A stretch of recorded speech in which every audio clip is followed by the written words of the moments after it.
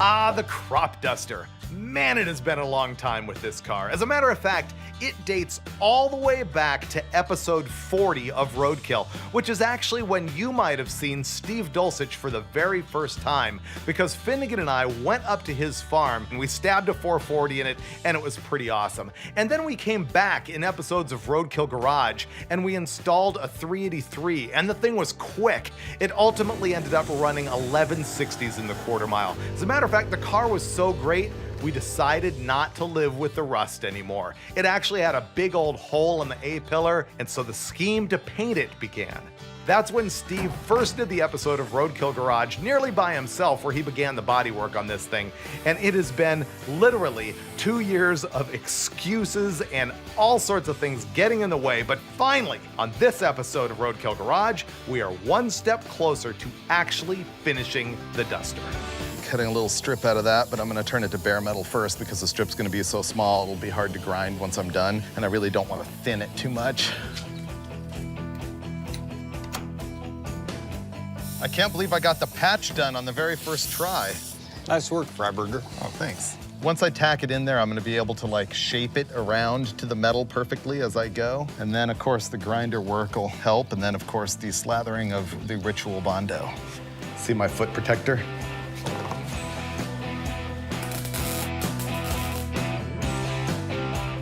Well, I'll say you don't want me doing body work on your car. Over here, the tacks are pretty good.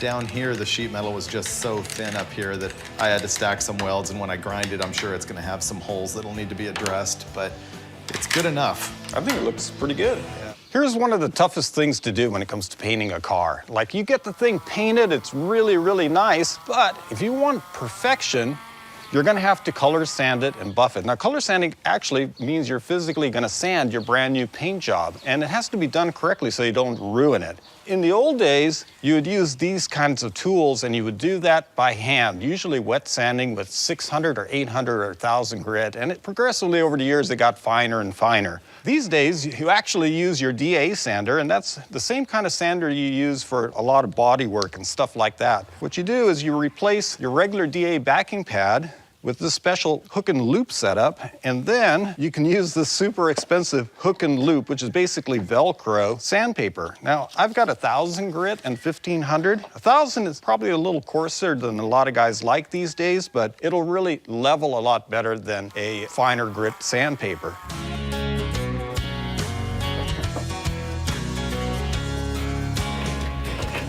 Hold it, hold it.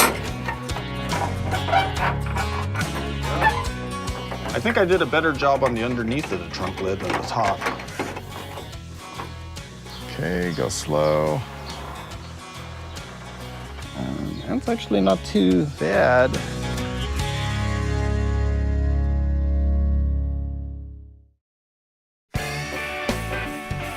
What I'm doing here is preparing for a blackout treatment on the car, and what we're going for is very similar to what Chrysler offered on 1971 Dusters as an optional package. So to prepare for the paint, I'm scuffing the areas with 320 grit dry paper. That may seem a little coarse, but I can assure you it'll be just fine for a semi-flat or flat urethane. The car is sanded and ready for the blackout. I also had the hood to do, so I've got that sanded down pretty nicely. I'm gonna paint this first, and then back to the car.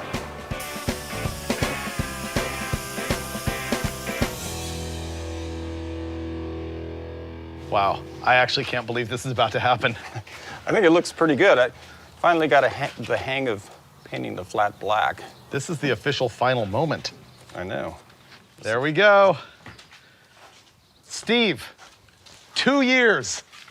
Done! Yeah, that's quick, man. You did it. Dude, yeah. It looks amazing. The blackout is so awesome. This car is pretty badass.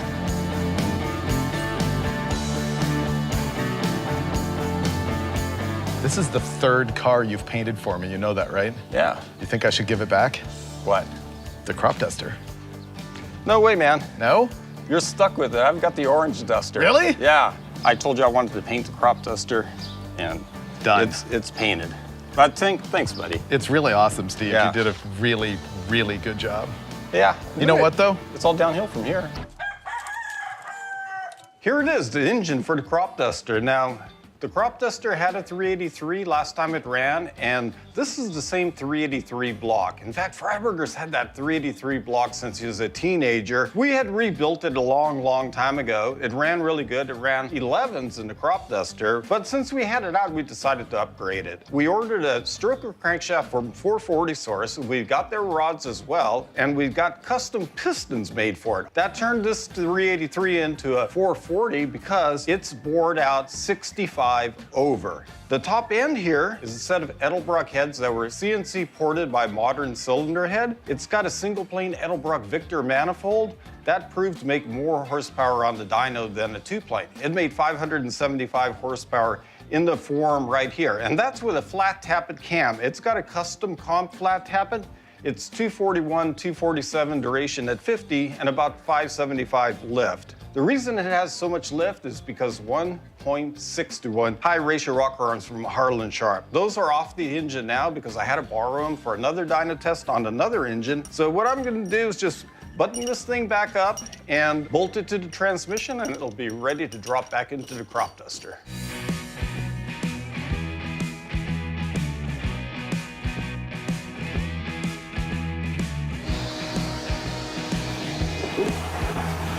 I don't know how he expects me to vacuum with this thing. No, you just need a new filter, David. Here, install this, and your luck will change. Oh, this isn't Gas Monkey Garage? I don't like handling the dirty old filter. I will install the new one. No, you can handle the dirty old one. No! Ugh, look at that. Don't drip it all over the floor. How do you get it off? It pulls off. Ah! Dude! Why did you just do that? I told you it'll boing off of there. You were pushing it from the wrong end. Here, you gotta, no! You can't just put it in there. You gotta dump. You know what this is. I know exactly what this is, Freiberger. I'm gonna never have to change the filter again. I get it.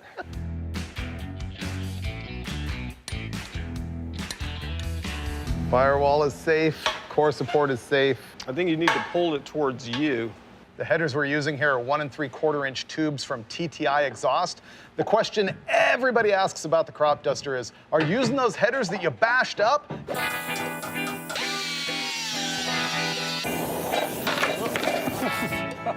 But that was with the 440 engine, which is a taller deck height. And this one's lower, and they fit gooder. More gooder? Man, looks like the engine's in. Feels like we're almost done. This radiator is actually a Mopar B-body large style radiator that Dulcich forced to fit in the A-body. Look at that power steering pumps up against the fan motor. Wow, this thing fits tight, Yeah. but good.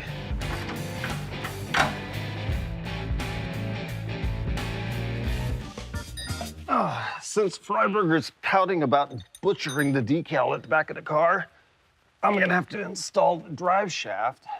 Now, this drive shaft is all brand new because the old one was too short, and it also had light-duty U-joints, so this one's been upgraded with 7290s front and back, which is the good ones. Well, Freiberger, if it cheers you up, the drive shaft fits better. Good.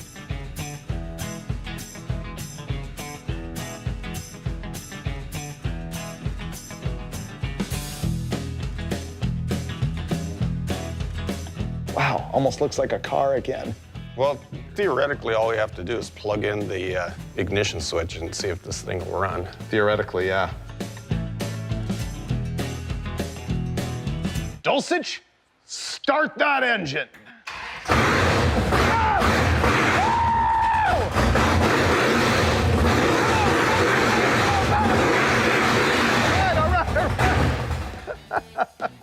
Crop duster lives again! We got our 440 cubic inch stroker big block installed in our 1970 Plymouth Duster, and now we need to make it a running driving car. Yes. And I think the first wrenching is gonna be front suspension, yeah? Yeah, actually, I think I will attack the front suspension, and I will have you attack the brake plumbing. Oh, he always assigns me the labor that he doesn't want to do. What? Okay. You love putting in the line lock. Let's commence with cleanup. Okay.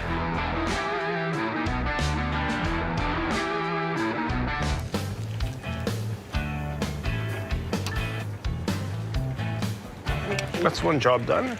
I'm going to be putting in these QA1 double adjustable shocks, and even though they look brand new, these are actually the ones that were on the car before. And I've got to say, I'm pretty proud of myself for keeping all of this stuff together. I've also got the braking system going on, and most of the suspension is going to be completed before you know it.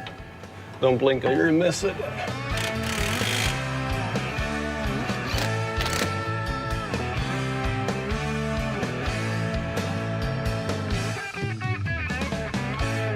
I think I've made a decision, which is at least 50% of this job. The problem now is I know I'm gonna mount my roll control down here, but I can't get a drill motor in there, and we don't have a 90-degree drill motor. And I think what I'm gonna do is line it up perfectly with this factory stamped hole that I can see from the other side so that I can hopefully get this thing level, which I probably won't do, and then I'm gonna be really irritated by that.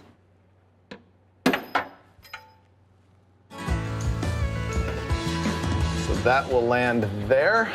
Now I gotta drill the other hole.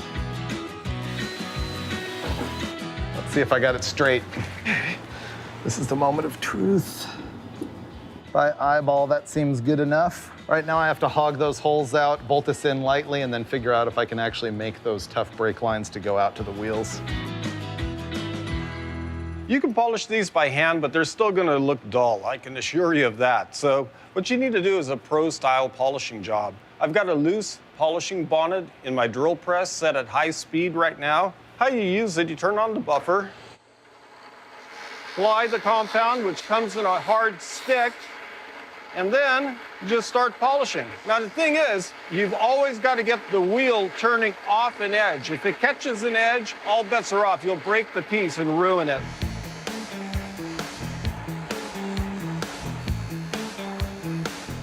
I've got the reveal moldings all polished up, and I've got new mounting clips installed, so this should just hammer right in place.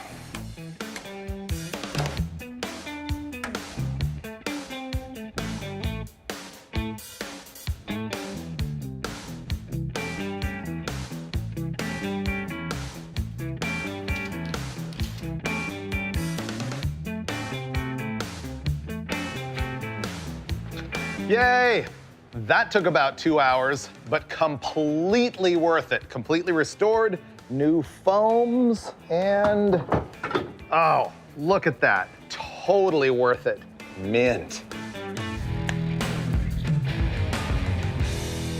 This is my late model master cylinder. This is my aftermarket push rod, which has a groove in it just like the original old Mopars that takes a little rubber bushing in there, and that rubber bushing snaps into the end of the master cylinder to keep the push rod from falling out when the brake pedal retracts. The problem is this master does not have that groove in it, so I'm gonna have to figure that out. This master that's similar has the groove in it. You can see though, this one is a 1-inch bore right there, and this one over here is bigger than that. And so I'm gonna have less hydraulic pressure with this new master cylinder and probably not as good a pedal feel on this deal, but this one has the snappy thingy in it. And so there's just gonna be a lot of fiddling here to get this to be the right length and to retain in the master cylinder. The success is already here. How's the alignment? Pretty good. Feels weird. Yeah, it does, doesn't it? Yeah. I don't know if this carburetor is that great because we tried it on the 56 and we didn't like it. I know. But man, we're running and driving in the crop dust. There we are.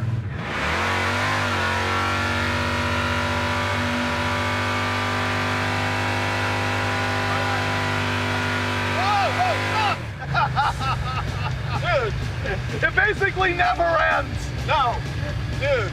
I was like, he's gonna lift. Okay, Freiberger.